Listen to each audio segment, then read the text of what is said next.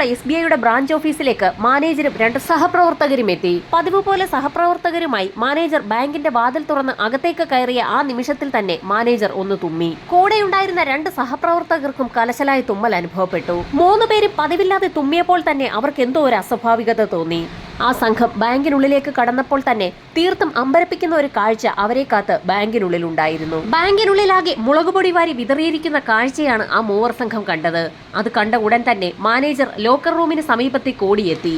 Locker റൂമുകളിലെ locker തുറന്നു കിടക്കുന്ന കാഴ്ചയാണ് മാനേജർ കണ്ടത്. അപ്പോഴാണ് കൂട്ടത്തിലുള്ള ഒരാളുടെ കാഴ്ചയിൽ ഒരു കാര്യം പെടുന്നത്.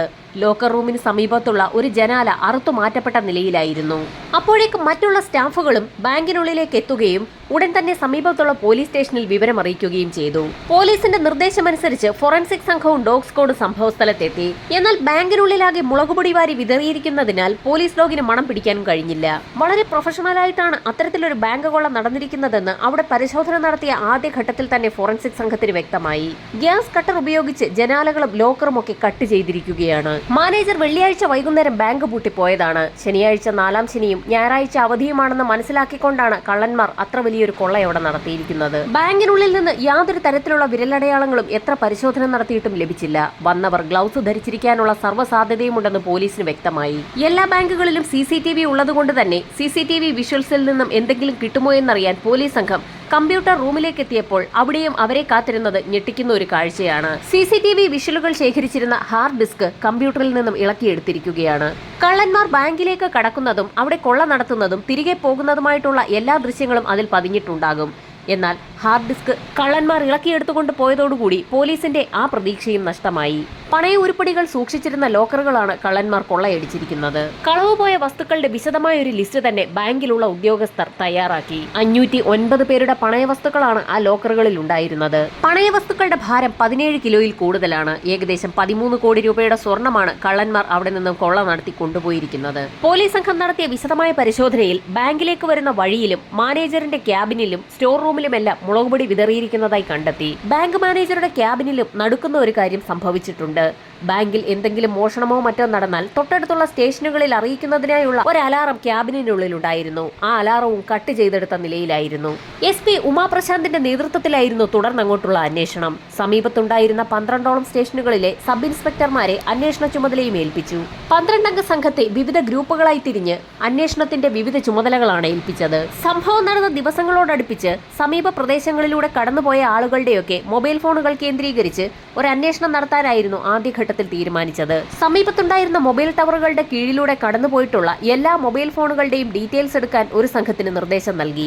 ഇതോടൊപ്പം തന്നെ ഏകദേശം 50 കിലോമീറ്റർ ചുറ്റളവിലുള്ള എല്ലാ CCTVകൾ കേന്ദ്രീകരിച്ചും ഒരു അന്വേഷണം നടത്താൻ ഉത്തരവിട്ടു. ടോൾ കൊടുത്ത് കടന്നു പോകുന്ന വഴികൾ അവിടെ ഉള്ളതുകൊണ്ട് തന്നെ അത്തരത്തിൽ പുതിയതായി കടന്നു വന്നിട്ടുള്ള വാഹനങ്ങളുടെയൊക്കെ വിശദമായ ഒരു ലിസ്റ്റ് തന്നെ എടുക്കാൻ ഒരു സംഘത്തെ നിയോഗിച്ചു. സമാന രീതിയിലുള്ള മോഷണം മറ്റെവിടെയെങ്കിലും നടന്നിട്ടുണ്ടോ എന്ന് അന്വേഷിക്കാനും പോലീസ് സംഘം തീരുമാനിച്ചു. ബാങ്കിലുള്ള ആളുകളെ വിശദമായി ചോദ്യം ചെയ്തെങ്കിലും പ്രത്യേകിച്ച് ഒന്നും തന്നെ പോലീസ് സംഘത്തിന് ലഭിച്ചില്ല. ബാങ്കിനുള്ളിലും പുറത്തും വിശദമായ ഒരു പരിശോധന നടത്തിയ SPക്ക് ചില കാര്യങ്ങളൊക്കെ ബോധ്യമായി. തീർത്തും ഒറ്റപ്പെട്ടു നിൽക്കുന്ന ഒരു സ്ഥലത്താണ് SBIയുടെ ആ ബ്രാഞ്ച് പ്രവർത്തിക്കുന്നത്. ലോക്കറുകൾക്ക് ഒറ്റ പൂട്ട് മാത്രമേ ഉള്ളൂ. അലാറം ബ്രേക്ക് ചെയ്യുന്ന സമയത്ത് അതുമായി ബന്ധപ്പെട്ടുള്ള ഒരു അലർട്ട് മാനേജറുടെ ഫോണിലേക്ക് എത്തേണ്ടതാണ്. എന്നാൽ മാനേജറുടെ ഫോണുമായി അങ്ങനെ ഒരു കണക്ഷൻ ഉണ്ടായിരുന്നില്ല. അത് മാത്രവുമല്ല, ആ ബ്രാഞ്ചിന് സെക്യൂരിറ്റിയും ഇല്ല. ബാങ്കിനുള്ളിൽ ഉണ്ടായിരുന്ന മറ്റുള്ള ലോക്കറുകളും തുറക്കാൻ മോഷണം നടത്തിയ സംഘം ഒരു ശ്രമം നടത്തിയിരുന്നു. എന്നാൽ അവർ കൈവശം കൊണ്ടുവന്നിരുന്ന ഗ്യാസ് കട്ടറിലെ ഗ്യാസ് തീർന്നതുകൊണ്ട് അതവിടെ ഉപേക്ഷിക്കപ്പെട്ട നിലയിലായിരുന്നു.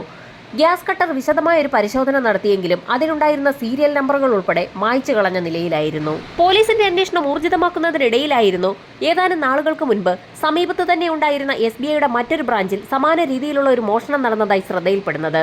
അന്ന് മോഷണം നടത്തിയ സംഘത്തെക്കുറിച്ചും പോലീസ് സംഘത്തിന് വിശദമായ ചില വിവരങ്ങൾ ലഭിച്ചു.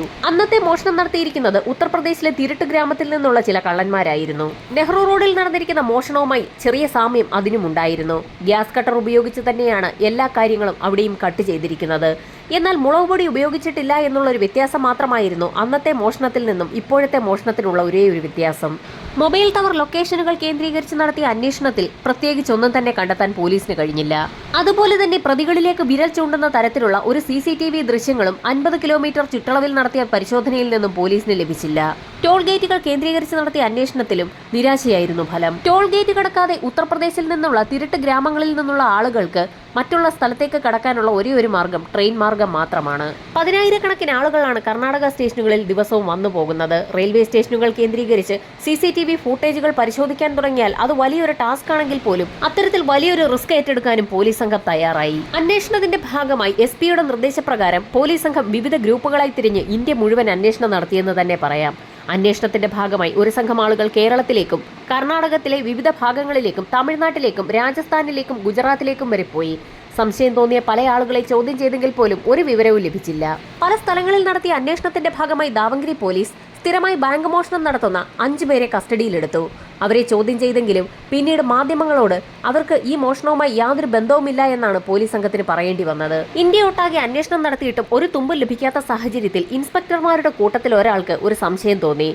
മറ്റുള്ള സംസ്ഥാനങ്ങൾ കേന്ദ്രീകരിച്ച് അന്വേഷണം നടത്തിയപ്പോൾ ലോക്കൽ ആളുകളെ അന്വേഷണത്തിൽ നിന്നും വിട്ടുപോയോ എന്നുള്ളതായിരുന്നു ആ സംശയം. സെക്യൂരിറ്റി തീർത്തും ദുർബലമായ ഒറ്റപ്പെട്ട ഒരു സ്ഥലത്ത് മറ്റ് കെട്ടിടങ്ങളൊന്നുമില്ലാത്ത ഒരു ഏരിയയിൽ നിൽക്കുന്ന ഈ ബാങ്കിൽ മോഷണം നടത്തണമെങ്കിൽ ബാങ്കിനെ നന്നായി അറിയുന്ന ചില വ്യക്തികളാകണ്ടേ മോഷണം നടത്താൻ എന്നുള്ളതായിരുന്നു ഇൻസ്പെക്ടറുടെ സംശയം. സാധാരണയായി എല്ലാ ബാങ്കിന്റെയും ചുവരുകൾ തീർത്തും ശക്തമായിരിക്കും. ഒരു കാരണവശാലും ലോക്കർ റൂമിന്റെ ഭാഗങ്ങളിൽ ജനാലകൾ ഉണ്ടാകാൻ സാധ്യതയും കുറവാണ്. അങ്ങനെയൊരു സാധ്യത ഉണ്ടെങ്കിൽ അത് ഈ ബാങ്കിൽ മാത്രമായിരിക്കും. അതുകൊണ്ട് തന്നെ ബാങ്കിനെ കുറിച്ച് നന്നായി അറിയാവുന്ന വ്യക്തികളായിരിക്കാം മോഷണത്തിന് പിന്നിലെന്ന് പോലീസ് ഉറപ്പിച്ചു. ബാങ്കിൽ സ്ഥിരമായി ഇടപാട് നടത്തുന്നവർക്കോ ആ സമീപ പ്രദേശങ്ങളിൽ താമസിക്കുന്നവർക്കോ ആണ് ബാങ്കിനെ കുറിച്ച് നന്നായി അറിയാവുന്നത്. അത് മാത്രവുമല്ല, മോഷണം നടന്ന ദിവസങ്ങളിലെ മൊബൈൽ ഡാറ്റ റെക്കോർഡുകൾ മാത്രമായിരുന്നു പോലീസ് സംഘം ശേഖരിച്ചത്. സംഭവം നടക്കുന്നതിന് 1 മാസം മുൻപ് വരെയുള്ള കോൾ ഡാറ്റ റെക്കോർഡുകൾ ശേഖരിക്കാൻ പോലീസ് സംഘത്തിന് SP നിർദ്ദേശം നൽകി. ബാങ്കിരിക്കുന്ന സ്ഥലത്തിന് ചുറ്റുവട്ടത്തുള്ള പ്രദേശങ്ങളിലെ ആളുകളുടെ കോൾ ഡാറ്റ വിവരങ്ങൾ പരിശോധിക്കുന്നതിനിടയിലാണ് പോലീസിന്റെ ശ്രദ്ധയിൽ ചില കാര്യങ്ങൾ പെട്ടത്. ആ പ്രദേശത്തുള്ള ചില മൊബൈൽ ഫോണുകൾ ബാങ്കിൽ മോഷണം നടക്കുന്നതിന് ഏകദേശം 75 മണിക്കൂറുകൾക്ക് മുൻപ് സ്വിച്ച്ഡ് ഓഫ് ആയിരിക്കുകയാണ്. 1-2 മൊബൈൽ ഫോണാണ് സ്വിച്ച്ഡ് ഓഫ് ആയിരിക്കുന്നതെങ്കിൽ പോലീസ് അതത്ര കാര്യമാക്കുകയില്ലായിരുന്നു. ഇവിടെ 6-7 മൊബൈൽ ഫോണുകൾ ഒരേ സമയം സ്വിച്ച്ഡ് ഓഫ് ആയിരിക്കുകയാണ്. പിന്നീട് ആ ഫോണുകൾ ബാങ്കിൽ മോഷണം നടന്നതിന് ശേഷം ഏകദേശം 74 മണിക്കൂറുകൾ പിന്നിട്ട സമയത്ത് ഒരേ സമയത്ത് ഓൺ ആയിരിക്കുകയും ചെയ്തിട്ടുണ്ട്. സ്വിച്ച്ഡ് ഓഫ് ആയിരിക്കുന്ന മൊബൈൽ ഫോണുകളുടെ ഉടമകളെ കേന്ദ്രീകരിച്ച് ഒരു അന്വേഷണം നടത്താൻ SP ഉത്തരവിട്ട അതേ സമയത്തായിരുന്നു സൈബർ സെല്ലിന്റെ ഭാഗത്തു നിന്നും മറ്റൊരു വിവരം പോലീസിന് ലഭിക്കുന്നത്. സ്വിച്ച്ഡ് ഓഫ് ആയതിൽ ഒരു ഫോൺ പിന്നീട് ഓൺ ആയിരിക്കുന്നത് മധുരയിൽ വെച്ചാണ്. മധുരയിൽ സ്വിച്ച് ഓൺ ആയ മൊബൈൽ ഫോണിനെ കേന്ദ്രീകരിച്ചൊരു അന്വേഷണം നടത്തിയപ്പോൾ അത് മധുര സ്വദേശിയായ വിജയകുമാർ എന്ന വ്യക്തിയുടേതാണെന്ന് തെളിഞ്ഞു. നിലവിൽ അയാൾ മോഷണം നടന്ന ബാങ്കിന് സമീപം കട നടത്തിക്കൊണ്ടിരിക്കുകയാണ്. ബാങ്ക് മോഷണത്തിന് മുൻപും അതിനുശേഷവുമുള്ള വിജയകുമാറിന്റെ നാമതിയിലെ ജീവിതത്തെക്കുറിച്ച് പോലീസ് സംഘം അന്വേഷണം നടത്തിയെങ്കിലും സംശയിക്കത്തക്കതായി ഒന്നും തന്നെ കണ്ടെത്താൻ കഴിഞ്ഞില്ല. എന്നാൽ മധുരയിൽ ആ ഫോൺ സ്വിച്ച്ഡ് ഓഫ് ആയതിൽ പോലീസിന് ഏറെ കൗതുകമുണ്ടായിരുന്നു. അതുകൊണ്ട് തന്നെ അയാളുടെ സ്വദേശമായ മധുരയിലെ പോലീസ് സ്റ്റേഷൻ കേന്ദ്രീകരിച്ച് വിജയകുമാറിനെ കുറിച്ച് പോലീസ് സംഘം ഒരു അന്വേഷണം നടത്തി. വിജയകുമാറിന്റെ കഴിഞ്ഞ ഏതാനും ദിവസങ്ങളിലെ ചില പ്രവൃത്തികളൊക്കെ അങ്ങനെയാണ് മധുര പോലീസ് ദാവങ്കര പോലീസിന് റിപ്പോർട്ട് ചെയ്യുന്നത്. റിപ്പോർട്ട് കിട്ടിയ ഉടൻ തന്നെ ദാവങ്കര SP വിജയകുമാറിനെ സ്റ്റേഷനിലേക്ക് വിളിച്ചു വരുത്തി ചോദ്യം ചെയ്തു. ബാങ്ക് മോഷണം നടന്ന ദിവസം എന്തുകൊണ്ടാണ് വിജയകുമാറിന്റെ ഫോൺ 72 മണിക്കൂറോളം സ്വിച്ച്ഡ് ഓഫ് ആയി ഇരുന്നതെന്നായിരുന്നു പോലീസിന്റെ ചോദ്യം. എന്നാൽ തന്റെ ഫോണിന് ചില കംപ്ലൈന്റ് ഉണ്ടായിരുന്നെന്നും അത് നന്നാക്കാൻ കൊടുത്തിരിക്കുകയായിരുന്നു എന്നും വിജയകുമാർ മറുപടിയും പറഞ്ഞു. ഈ സമയത്തായിരുന്നു SP നിർണായകമായ ഒരു ചോദ്യം വിജയകുമാറിനോട് ചോദിക്കുന്നത്. മൊബൈൽ ഷോപ്പിൽ നിന്ന് ഫോൺ നന്നാക്കി കിട്ടിയ ശേഷം വിജയകുമാർ മധുരയിൽ വെച്ചാണോ മൊബൈൽ ഫോൺ ഓൺ ആക്കിയതെന്നായിരുന്നു SP ചോദിച്ചത്. താൻ മധുരയിലേക്ക് പോയ കാര്യം പോലീസ് എങ്ങനെയാണ് അറിഞ്ഞതെന്നുള്ളതായിരുന്നു അയാളുടെ സംശയം. ബാങ്ക് മോഷണം നടന്ന പ്രദേശത്തുള്ള ഒരു മൊബൈൽ ഷോപ്പിൽ തന്നെയാണ് താൻ മൊബൈൽ ഫോൺ നന്നാക്കാൻ കൊടുത്തതെന്നും അവിടെ നിന്ന് നന്നാക്കി കിട്ടിയ ശേഷം അവിടെ വെച്ച് തന്നെ താൻ മൊബൈൽ ഫോൺ സ്വിച്ച് ഓൺ ആക്കിയെന്നും വിജയകുമാർ പറഞ്ഞ സമയത്ത് SP ഒരു നിർണായക കാര്യം പറഞ്ഞു. പോലീസിന് കിട്ടിയ വിവരമനുസരിച്ച് വിജയകുമാർ മൊബൈൽ ഫോൺ മധുരയിൽ വെച്ചാണ് സ്വിച്ച് ഓൺ ആക്കിയതെന്നുള്ള കാര്യം ഞങ്ങൾക്ക് വ്യക്തമായി എന്ന് പോലീസ് പറഞ്ഞതോടുകൂടി വിജയകുമാർ ആകെ വിളറി വെളുത്തു. ആകെ ഞെട്ടിത്തെറിച്ചിരിക്കുന്ന വിജയകുമാറിന്റെ മുഖത്ത് നോക്കി ആ സ്വർണമൊക്കെ താൻ എങ്ങനെയാണ് വിറ്റതെന്ന് കൂടി SP ചോദിച്ചപ്പോൾ അയാൾക്ക് പിന്നീട് ഒന്നും പറയാൻ കഴിഞ്ഞില്ല. അത് മാത്രവുമല്ല, ഉമാപ്രശാന്ത് എന്ന SP മറ്റു ചില കാര്യങ്ങൾ കൂടി വിജയകുമാറിനോട് പറഞ്ഞു. ബാങ്ക് മോഷണം നടത്തി ലഭിച്ച സ്വർണവുമായി വിജയകുമാർ മധുരയിലേക്ക് പോയതും ആ സ്വർണം വിറ്റ് പണമാക്കുകയും വീടിനും സ്ഥലത്തിനും അഡ്വാൻസ് കൊടുക്കുകയും ചെയ്ത വിവരം തങ്ങൾ അറിഞ്ഞു എന്നുകൂടി കൂട്ടിച്ചേർത്തപ്പോൾ അയാൾ ആകെ വിളറി വെളുത്തു. താൻ എല്ലാം പറയാമെന്ന് അയാൾ SP പറഞ്ഞ സമയത്തായിരുന്നു വിജയകുമാറിന്റെ കൂട്ടാളികളെ കൂടി അപ്പുറത്തെ മുറിയിൽ നിന്നും വിളിച്ചു വരുത്താമെന്ന് SP അയാളോട് പറയുന്നത്. വിജയകുമാർ ശരിക്കും അമ്പരന്നു എന്ന് തന്നെ പറയാം. തൊട്ടപ്പുറത്തെ മുറിയിൽ നിന്നും വിജയകുമാറിന്റെ അനിയൻ അജയകുമാറിനെയും അയാളുടെ അളിയനെയും മറ്റു സുഹൃത്തുക്കളെയും ഒക്കെയായിരുന്നു പോലീസ് വിളിച്ചു വരുത്തിയത്. താൻ പിടിക്കപ്പെട്ടു എന്ന് മനസ്സിലാക്കിയ വിജയകുമാർ പോലീസിനോട് പല കാര്യങ്ങളും പറഞ്ഞു തുടങ്ങി. ഏകദേശം 25 വർഷങ്ങൾക്ക് മുൻപായിരുന്നു മധുരയിൽ നിന്നും നിലവിൽ ബാങ്ക് മോഷണം നടന്നിരിക്കുന്ന നാമതി മേഖലയിലേക്ക് വിജയകുമാർ താമസത്തിനെത്തിയത്. ചെറിയൊരു ബേക്കറി നടത്തിയിരുന്ന അയാൾക്ക് തന്റെ ബേക്കറി ഒന്ന് വികസിപ്പിക്കണമെന്ന് തോന്നി. അതിനായി 15 ലക്ഷം രൂപ വായ്പ എടുക്കുന്നതിനായി മോഷണം നടന്ന SBI ബാങ്കിനെ അയാൾ സമീപിക്കുകയും ചെയ്തിരുന്നു. എന്നാൽ വിജയകുമാറിന്റെ ക്രെഡിറ്റ് സ്കോർ മോശമായതുകൊണ്ട് തന്നെ ലോണിനുള്ള അപേക്ഷ SBI ബാങ്ക് തള്ളിക്കളഞ്ഞു. ഏതാനും നാളുകൾക്ക് ശേഷം വിജയകുമാർ തന്റെ അനുജൻ അജയ്കുമാറിന്റെ പേരിൽ അതേ ബാങ്കിൽ ഒരു ലോണിന് അപേക്ഷ കൊടുത്തു. നേരത്തെ സംഭവിച്ചതുപോലെ തന്നെ ബാങ്ക് ആ അപേക്ഷയും നിരസിച്ചു. ഈ സമയത്തായിരുന്നു വിജയകുമാറിന്റെ പിതാവിന് ഒരു ആക്സിഡന്റ് ഉണ്ടാകുന്നതും കുടുംബമാകെ കടക്കണിയിലാകുന്നതും. കുടുംബത്തെ കടക്കണിയിൽ നിന്ന് രക്ഷിക്കാനും ബിസിനസ് ഒന്ന് വിപുലീകരിക്കാനും വേണ്ടിയായിരുന്നു അയാൾ വീണ്ടും വീണ്ടും ബാങ്കിനെ സമീപിച്ചുകൊണ്ടിരുന്നത്. ഒടുവിൽ സഹികെട്ട വിജയകുമാർ ബാങ്കിനുള്ളിൽ നിന്നും പണം എടുക്കാൻ തന്നെ തീരുമാനിച്ചു. പോലീസ് പിടിക്കാത്ത രീതിയിൽ ബാങ്കിൽ നിന്നും എങ്ങനെ പണമെടുക്കാമെന്നുള്ളതിനെക്കുറിച്ച് അയാൾ യൂട്യൂബിൽ വിശദമായ ഒരു പഠനം തന്നെ നടത്തി. നിരവധി വീഡിയോകളാണ് അതിനുവേണ്ടി അയാൾ കണ്ടു തീർത്തത്. ബാങ്ക് മോഷണവുമായി ബന്ധപ്പെട്ടുള്ള സിനിമകളും നിരവധിയാണ് അയാൾ കണ്ടു തീർത്തത്. അതിൽ നിന്നും അയാൾക്കൊരു കാര്യം വ്യക്തമായി. ബാങ്ക് മോഷണം പോലെ റിസ്ക് ഉള്ള ഒരു പരിപാടി നടത്തിയെടുക്കണമെങ്കിൽ ഒരു ടീം തന്നെ ആവശ്യമാണ്. അതിനാണ് അയാൾ സ്വന്തം അനുജനെയും അളിയനെയും 2 സുഹൃത്തുക്കളെയും ഒപ്പം കൂട്ടിയത്. പ്ലാൻ നടപ്പിലാക്കിയെടുക്കുന്നതിനായി വിജയകുമാറിനും അജയ്കുമാറിനും പുറമെ അവരുടെ സഹോദരി ഭർത്താവിനെയും മറ്റു 3 സുഹൃത്തുക്കളായ ചന്ദ്രുവിനെയും മഞ്ജുനാഥിനെയും അഭിഷേകിനെയും കൂടി അവർ കൂടെ കൂട്ടി. കൂടുതൽ തവണ ബാങ്കിൽ പോയുള്ള പരിചയം വിജയകുമാറിനായതുകൊണ്ട് തന്നെ നേരത്തെ ഒരു ക്രിമിനൽ ആക്ടിവിറ്റീസിലും പങ്കെടുത്തിട്ടില്ലാത്ത മറ്റുള്ള ആളുകൾക്ക് അയാൾ വിശദമായി തന്നെ ക്ലാസ് എടുത്തു കൊടുത്തു. ബാങ്കിനെ കുറിച്ച് തനിക്കറിയാവുന്ന കാര്യങ്ങളൊക്കെ വിജയകുമാർ വിശദീകരിച്ച സമയത്ത് ബാങ്കിനെ കുറിച്ച് കൂടുതൽ കാര്യങ്ങൾ പഠിക്കുന്നതിന് വേണ്ടി കൂട്ടത്തിൽ ചന്ദ്രു എന്ന വ്യക്തി ബാങ്കിൽ പോകുന്നത് സ്ഥിരമാക്കി. ബാങ്കിലുള്ള ജോലിക്കാരുടെയൊക്കെ പ്രവൃത്തി സമയവും അവരുടെ പ്രവർത്തന രീതികളും ബാങ്കിന്റെ ഡോറിന്റെയും ജനലിന്റെയും ഒക്കെ പ്രത്യേകതകളും ആളുകൾ വന്നു പോകുന്ന സമയവുമൊക്കെ അയാൾ വിശദമായി തന്നെ പഠിക്കുകയും ചെയ്തു. മോഷണം നടന്നു കഴിഞ്ഞതിന് ശേഷം ഉണ്ടായേക്കാവുന്ന ബാങ്കുകാരുടെയും പോലീസുകാരുടെയും നാട്ടുകാരുടെയും ഒക്കെ ഇടപെടലുകളെക്കുറിച്ചും പോലീസ് അന്വേഷണവും ഫോറൻസിക് സംഘത്തിന്റെയും ഡോഗ് സ്ക്വാഡിന്റെയൊക്കെ പരിശോധനകൾ എങ്ങനെയായിരിക്കുമെന്നതുൾപ്പെടെയുള്ള കാര്യങ്ങളാണ് ഓരോ വൈകുന്നേരങ്ങളിലും ആ ടീം ചർച്ച ചെയ്തു വന്നത്. ബാങ്ക് മോഷണ സമയത്തും അതിനുശേഷവും ഓരോ വ്യക്തികളും ചെയ്യേണ്ട കാര്യങ്ങളെക്കുറിച്ചും ചെയ്യേണ്ടാത്ത കാര്യങ്ങളെക്കുറിച്ചുമൊക്കെ അവർ വ്യക്തമായി തന്നെ ഒരു പ്ലാൻ തയ്യാറാക്കി. അതിനായി 4-ാം ശനിയും ഞായറും ഒരുമിച്ച് വരുന്ന ഒരു ദിവസം അവർ കണ്ടെത്തി. ആളുകളുടെ ശ്രദ്ധ അധികം പിടിച്ചു പറ്റാത്ത സ്ഥലത്താണ് ബാങ്ക് സ്ഥിതി ചെയ്യുന്നത്. അത് മാത്രവുമല്ല, ബാങ്കിന് സെക്യൂരിറ്റിയുമില്ല. മാനേജറിന്റെ ക്യാബിനിൽ അലാറമുണ്ട്. വാതിൽ തകർത്താൽ മാത്രമേ അലാറം ശബ്ദിക്കുകയുള്ളൂ. അതുകൊണ്ട് തന്നെ വാതിൽ തകർക്കാതെ എങ്ങനെ അകത്ത് കടക്കാമെന്നുള്ള അവരുടെ പ്ലാനിങ്ങിന്റെ ഭാഗമായി ബാങ്കിന് പിൻഭാഗത്തുള്ള ജനൽ അറുത്തുമാറ്റാൻ തന്നെ അവർ തീരുമാനിച്ചു. അതിനായി ഗ്യാസ് കട്ടറുകളും ഹൈഡ്രോളിക് കട്ടറുകളും ഒക്കെ ഉപയോഗിക്കാൻ ആ സംഘം തീരുമാനിച്ചു. മോഷണം നടത്തുന്നതിന് ആവശ്യമായ സാധനങ്ങളൊക്കെ അവർ വാങ്ങിക്കൂട്ടുകയും അതൊക്കെ വർക്ക് ചെയ്യുന്നുണ്ടോ എന്ന് ഉറപ്പാക്കുകയും ചെയ്തു. സാധാരണ ഇത്തരത്തിലുള്ള മോഷണങ്ങൾ നടക്കുമ്പോൾ മൊബൈൽ ഫോൺ കേന്ദ്രീകരിച്ചുള്ള അന്വേഷണത്തിന്റെ ഭാഗമായാകും പ്രതികളെ പിടികൂടുക. അതുകൊണ്ട് തന്നെ മോഷണം നടക്കുന്ന ദിവസം മാത്രം മൊബൈൽ ഫോൺ സ്വിച്ച് ഓഫ് ആക്കാതെ മോഷണം നടക്കുന്നതിന് 2 ദിവസം മുൻപ് തന്നെ എല്ലാവരും മൊബൈൽ ഫോൺ സ്വിച്ച് ഓഫ് ആക്കാനും മോഷണം നടന്ന 2 ദിവസത്തിന് ശേഷം മൊബൈൽ പിന്നീട് ഓൺ ആക്കാനും തീരുമാനിച്ചു. സംഭവം നടന്ന ദിവസം രാത്രിയിൽ ഏകദേശം 4 കിലോമീറ്ററോളം വയലിലൂടെ നടന്നാണ് ആ സംഘം ബാങ്കിന് സമീപം എത്തിയത്. നേരത്തെ തീരുമാനിച്ചതനുസരിച്ച് ബാങ്കിന്റെ പിൻഭാഗത്തുണ്ടായിരുന്ന ജനാല ഗ്യാസ് കട്ടർ ഉപയോഗിച്ച് അറുത്തുമാറ്റിയ ശേഷം അജയ്കുമാറും വിജയകുമാറും ബാങ്കിനുള്ളിലേക്ക് കടന്നു. ആദ്യം തന്നെ മാനേജറുടെ ക്യാബിനുള്ളിലേക്ക് കടന്ന വിജയകുമാർ ഗ്യാസ് കട്ടർ ഉപയോഗിച്ച് അലാറം അറുത്തുമാറ്റുകയും CCTVയുമായി കണക്ഷൻ ഉണ്ടായിരുന്ന കമ്പ്യൂട്ടറിലെ ഹാർഡ് ഡിസ്ക് ഊരിയെടുക്കുകയും ചെയ്തു. ഈ സമയത്ത് പ്രദേശത്തുള്ള ആളുകൾ ആരെങ്കിലും തങ്ങളെ കാണുന്നുണ്ടോ എന്നറിയുന്നതിനായി മറ്റുള്ള 4 പേരും ബാങ്കിന് പുറത്ത് കാവൽ നിൽക്കുകയായിരുന്നു. പിന്നീട് ലോക്കർ റൂം തുറന്ന് ലോക്കർ ഗ്യാസ് കട്ടർ ഉപയോഗിച്ച് തകർത്ത ശേഷം അലമാരിക്കുള്ളിലുണ്ടായിരുന്ന പണയ ഉരുപ്പടികൾ ഓരോന്നായി അവർ കൊണ്ടുവന്ന ചാക്കിനുള്ളിലേക്ക് മാറ്റുകയും ചെയ്തു. 2 പേരും ഗ്ലൗസ് ധരിച്ചിട്ടുള്ളത് കൊണ്ട് തന്നെ ഒരു തരത്തിലുള്ള വിരലടയാളങ്ങളും ബാങ്കിനുള്ളിൽ ഉണ്ടായിരുന്നില്ല. പോലീസ് നായ മണം പിടിച്ച് അവരെ പിടികൂടാതിരിക്കുന്നതിനായി കൃത്യം നടത്തിയതിനു ശേഷം പ്രദേശമാകെ മുളകുപൊടി വാരി വിതറുകയും ചെയ്തു.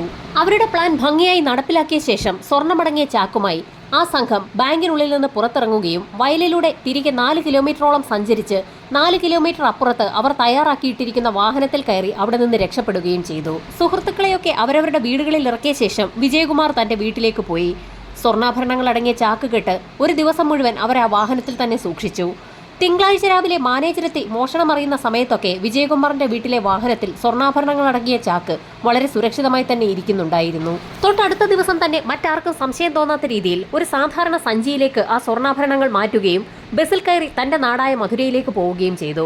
അവിടെ എത്തി ഒരു ലോക്കർ സംഘടിപ്പിച്ച ശേഷം സ്വർണ്ണാഭരണങ്ങൾ ലോക്കറിനുള്ളിലേക്ക് മാറ്റി രാത്രിയായ സമയത്ത് ആരുടെയും ശ്രദ്ധയിൽപ്പെടാതെ സ്വർണ്ണാഭരണങ്ങൾ അടങ്ങിയ ലോക്കറുമായി വിജയകുമാർ സമീപത്തുണ്ടായിരുന്ന ഒരു കിണറ്റിലേക്ക് ഇറങ്ങി കിണറ്റിനുള്ളിലെ ഒരു ഭാഗത്ത് ആ ലോക്കർ ഒളിപ്പിക്കുകയും ചെയ്തു.